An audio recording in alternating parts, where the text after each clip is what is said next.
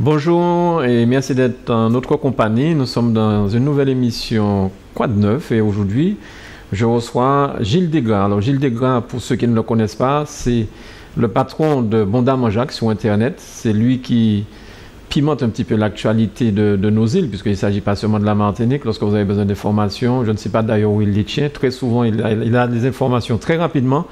Il va nous expliquer tout ça, même s'il n'est qu'un blogueur. Bonjour Monsieur Desgras. Bonjour. Alors, c'est quoi la polémique qui circule en ce moment sur les blogueurs? Les blogueurs, ce ne sont pas des journalistes. Qu'est-ce que vous avez l'impression de... C'est une attaque directe portée contre vous ou bien qu'est-ce qui se passe? Je crois que les gens qui veulent démystifier le métier d'informateur... D'informateur pour d'information? Non, d'informateur. Non, mais je crois que le monde est en train de changer. Et tous ces gens-là, pour se rassurer, veulent revenir à des définitions un peu dépassées. Tout simplement, aujourd'hui, on a un gros problème. Le monde a un gros problème, c'est que l'information ne peut plus être facilement contrôlée. Et ça dérange beaucoup de gens. Voilà, tout simplement. Alors, on a vu que vous étiez à la région, à la plénière il y a une semaine à peu près. Le 23. Le 23 décembre, oui. Et que vous étiez en train de filmer, oui. Et qu'il y a une main brusquement qui est apparue devant votre caméra. Oui. Qu'est-ce qui s'est passé? Est-ce que vous avez été interdit de région? Est-ce que vous êtes... Non, tout simplement, ce qui s'est passé, c'est que j'étais en train de filmer dans un des angles de l'hémicycle. Et... la vice-présidente du conseil régional, Catherine Conconne, a demandé à M. Jeff Lafontaine de m'empêcher de filmer. Donc moi, quand j'ai vu ça... Quelle est la fonction de M. Jeff Lafontaine à la région? Il est directeur de cabinet, je crois. D'accord. Cabinet, pas d'accord. Ouais. Voilà. Et donc elle demande à ce monsieur de m'interdire de filmer. Mais comme ces gens-là, ils sont discrets comme des peignes fins, j'ai pu donc la voir dire ça. J'ai pu voir Jeff Lafontaine se diriger vers vous, entamer sa démarche. Vous avez eu peur? Pas du tout, pas du tout. Ouais. Peur de quoi? Mais peur qu'on vous prenne votre iPad et qu'on vous pousse dehors au manu militari, non? J'aime beaucoup le terme manu militari parce que bon, généralement ce terme est employé dans des pays un peu extrémistes. Ça n'a pas été le cas apparemment. Mais bon, ce qui me rassure, c'est que la Martinique n'est pas un pays. Donc voilà quoi. Pardon? La Martinique n'est pas un pays. Mais c'est vrai. C'est un département français qui a le cul entre plusieurs chaises. Voilà. D'accord. Est-ce que vous avez une idée de ce qui a pu inciter cette décision à votre encontre, ne pas vous laisser filmer? Est-ce que vous auriez écrit ou dit des choses qui a dérangé, qui dérange ou qui dérangerait l'actuelle majorité du conseil régional? Non, disons ce qui se passe, c'est que j'ai une vision, un traitement de l'information qui dérange. Donc comme moi, je ne suis pas, et je le dis clairement aujourd'hui, je suis pas du bord de ces gens-là, donc forcément, ils m'aiment pas. C'est logique. Mais est-ce que le fait de ne pas être du bord de ces gens-là, comme vous dites, est-ce que ça veut dire que vous tronquez les informations, que vous déformez les informations? Pas du tout. Ou bien vous donnez des informations correctes? Enfin, Bon Dame en Jacques, il y a un ton. Oui. C'est un ton satirique qui ressemble, on va dire, au Canard enchaîné, et tout comme ça. Donc les gens acceptent ou n'acceptent pas, c'est tout. Mais l'information... Oui, mais c'est des formations, je veux dire... mais à la base, elle n'est pas déformée, vos informations. Quand je dis, par exemple, que Maurice Antiste, quelqu'un lui a refusé une poignée de main, c'est pas faux. Donc maintenant, il faut savoir, est-ce que ça dérange de dire que Maurice Antiste a eu quelqu'un qui a refusé sa main? Alors, est-ce que c'est pas parce que la coutume à la Martinique veut qu'on fasse... des courbettes devant les politiques en place. Est-ce que c'est pas ça? Parce que est-ce que dans les autres presses martiniquaises, vous avez l'impression que ce genre l'information est vue de la même façon que vous? Est-ce que c'est relaté de la même façon que vous? Je préfère laisser le lecteur, le spectateur juger, parce que quand moi je traite une info, justement, ça n'a pas l'air d'être la même chose ailleurs, quoi. Mais bon, ils font ce qu'ils veulent. Mais moi, je fais ce qui me semble être bien. Est-ce que les autres médias reprennent vos informations? Ben, il y a deux comportements. Soit ils reprennent et ils citent Bondamon Jacques pour se couvrir, ou soit ils ne reprennent pas. Donc, encore, je remets ça entre les mains du lecteur. Le lecteur se dit, tiens, c'est sur Bondamon Jacques, c'est pas ailleurs. Donc les gens viennent chercher chez Bondamon Jacques. Alors, dans un cas, ils citent Bondamon Jacques donc pour se couvrir, oui. Et dans l'autre cas, ils ne citent pas Bondamon Jacques pour faire croire qu'ils ont mené des investigations. Voilà, c'est le cas de RCI par exemple. Il ne cite pas Bondamon Jacques. Oui. Il dit oui, on a vu quelque chose sur Internet. Et voilà, c'est tout. Ouais. Donc, vous êtes en train de régler vos comptes là, non? Pas du tout. Pas du tout. J'ai dit la vérité. D'accord. Ouais. Est-ce que vous pensez que les médias traditionnels, genre France Antilles, Antilla, enfin bon, les journaux papier de manière générale, mais aussi les radios, vu la manière dont vous parlez d'RCI, est-ce que vous pensez que l'avenir risque d'être un petit peu sombre pour ces médias traditionnels s'ils ne changent pas de braquet? C'est même pas une question de braquet. Ouais. Il faut qu'ils changent de vélo.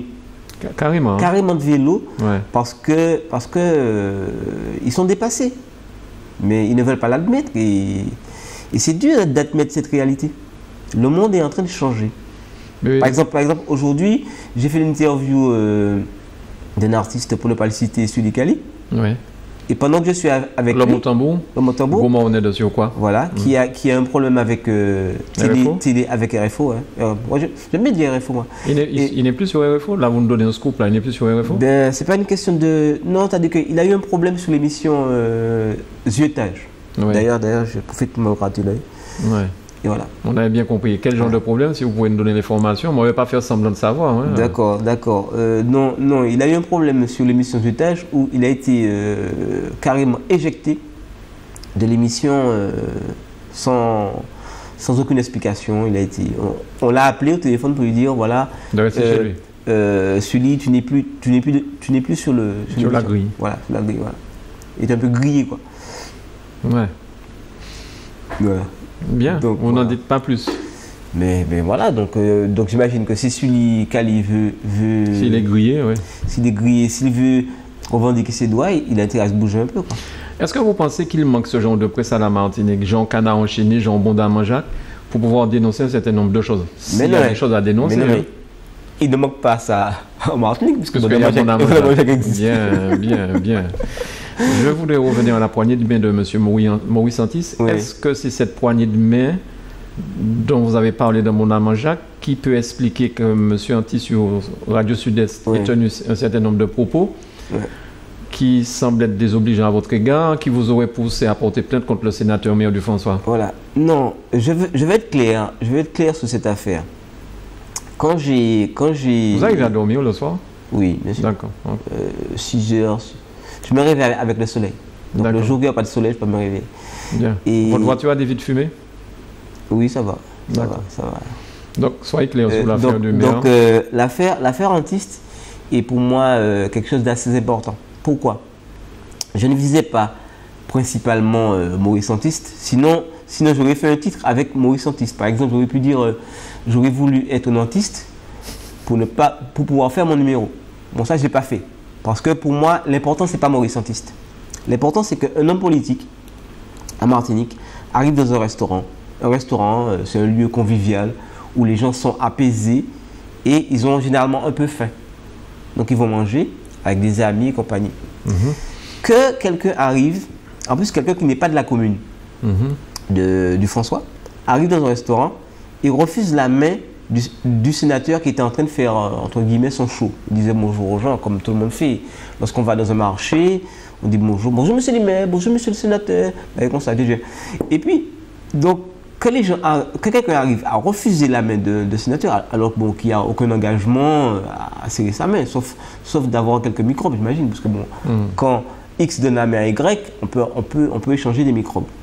Et là, je n'ai pas dit que forcément que Maurice Antiste a des microbes, c'est important. Donc moi, ce qui m'a interpellé, c'est ce problème. C'est-à-dire qu'aujourd'hui, l'homme politique, sa fonction est très mal vue par la population. D'ailleurs, on voit que Sarkozy, durant son mandat, a quand même subi quelques agressions de la population, des gens qui l'ont traité de tout ce qu'on veut. Ça veut dire que la fonction même de président n'est plus respectée. Donc moi, c'est ce que j'ai voulu. Alors bien sûr, M. Maurice Antiste, qui était franchement sénateur, qui est maintenant sénateur maire de François, n'a pas pris la blague. Voilà, donc il vient sur sa radio, c'est une radio de propagande, où il dit Kardec est arrivé. Moi, je ne suis pas linguiste. Kardec. D'accord. Donc moi, ton heure va sonner, quoi. Voilà, t'as dit que moi, je parle créole et je peux quand même prétendre à comprendre le sens de ce qu'on dit aux gens. Quand on dit à quelqu'un Kardec est arrivé, c'est généralement pas quelque chose de sympathique. C'est même une menace. Donc moi, je suis assez procédurier. D'ailleurs, je le dis clairement devant la caméra. Chaque fois que quelqu'un va avoir cette démarche-là à mon niveau, je vais porter plainte. Et j'irai. Et je suis un petit peu pitbull dans ma démarche. Je vais au bout des procédures. Donc, je suis désolé de dire ça à Maurice Antiste.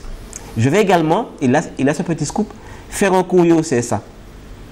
Parce que la semaine dernière, le 24 décembre, jour de Noël, M. Antiste a encore été agressif, menaçant, alors que le petit Jésus était dans la crèche. Il faut être sérieux, quoi. À votre compte toujours? Bien sûr. Bis repetita.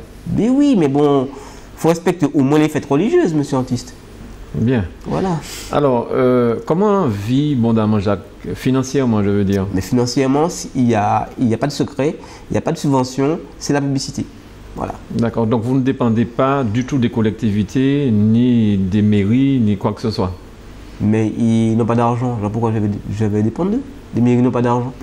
Est-ce que vous pensez que le reste de la presse martiniquaise, on peut imaginer, en fait, c'est une question que je vous pose, est-ce qu'on peut penser, parce qu'ils sont en contrat peut-être avec les collectivités, ça, quelque part, ils ne peuvent pas dire certaines choses, ça, entre guillemets, qui sont muselés parce que, justement, les collectivités financent leurs médias? Ça semble une démarche évidente au départ. Mais moi, ce que je dis, qu'un média aujourd'hui, parce que l'information va devenir une denrée qui aura de la valeur, l'imagerie, la communication, je pense que ces médias ont intérêt à avoir leur indépendance ou au mieux leur autonomie. D'ailleurs, ce sont deux mots qui circulent beaucoup dans ce département. Oui, avec beaucoup de force. Avec beaucoup de force et très peu d'impact. Mais est-ce qu'on ne peut pas imaginer que quelqu'un puisse faire un travail pour une collectivité et garder son indépendance? Ce serait souhaitable.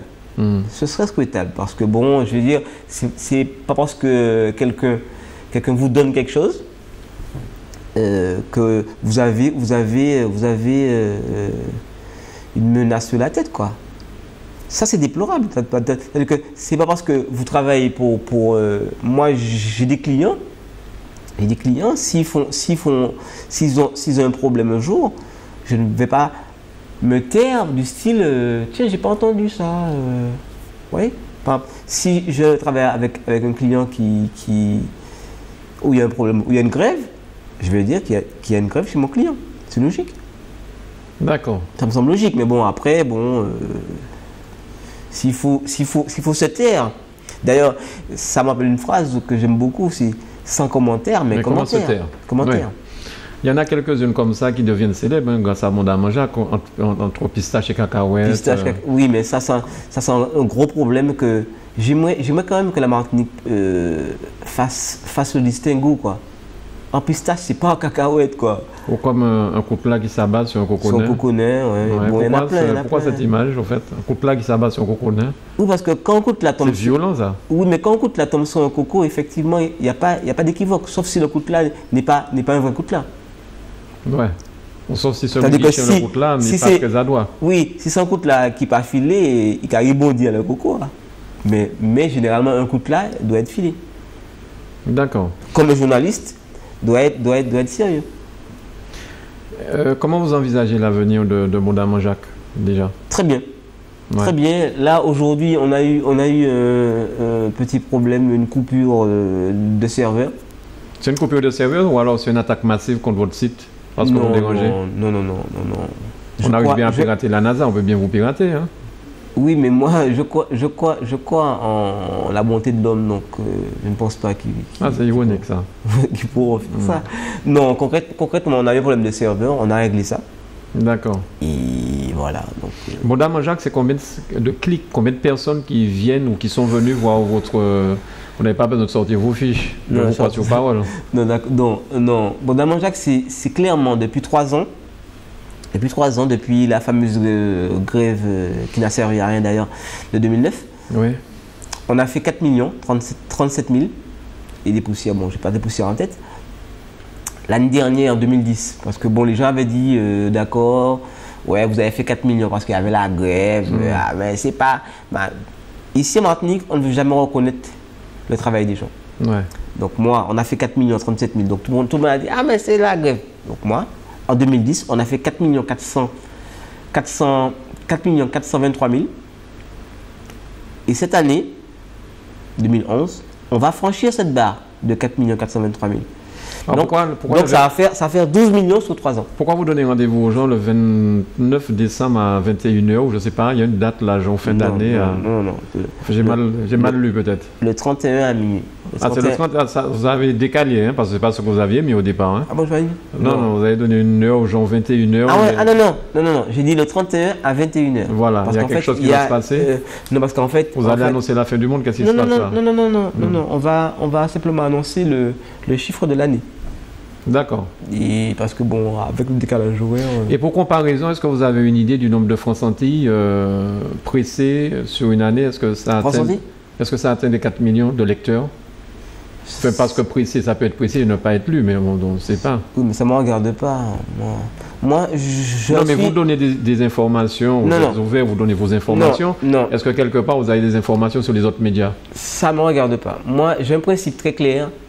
Je suis pour la logique du cycliste. C'est-à-dire? Quand vous faites la course en tête,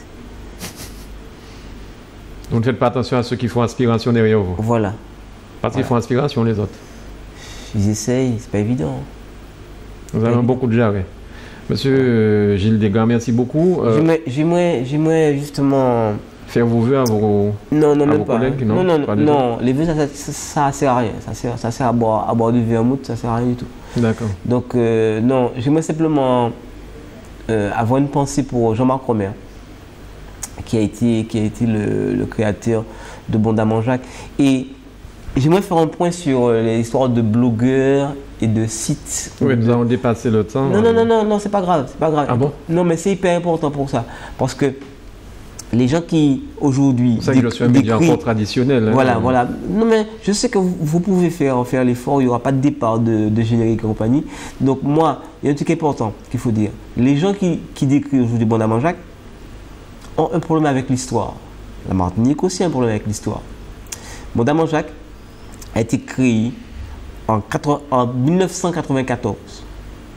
Donc, le nom a été déposé légalement. Donc, c'est un journal. Il y avait une version papier.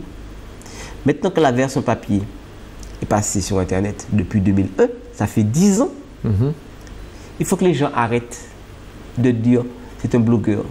Si vous voulez dire que c'est un blogueur, je suis d'accord avec vous. C'est un blogueur. Mais un blogueur qui fait 4 millions de visites par an. Lorsqu'ils disent comme ça que vous êtes un blogueur, on a presque l'impression d'entendre c'est un blagueur. Hein. Ils disent c'est un blogueur comme si c'est un blagueur. On ne vous prend pas très au sérieux, on dirait. Ça, c'est leur problème. Moi, ce qui m'intéresse, c'est la fréquentation du site.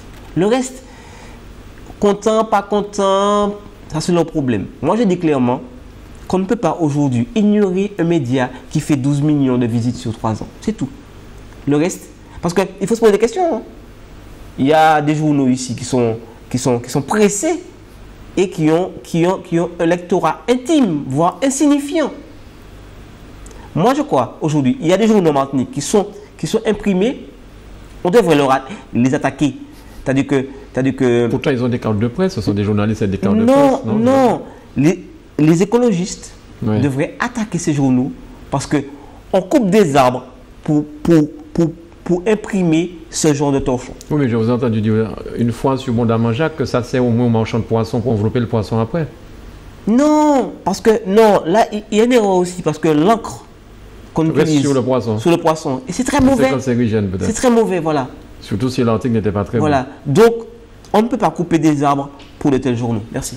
Merci, M. Desgras. Pas de problème. Excellent appétit si vous êtes toujours à table. Donc, à très vite sur Zouk Télévision.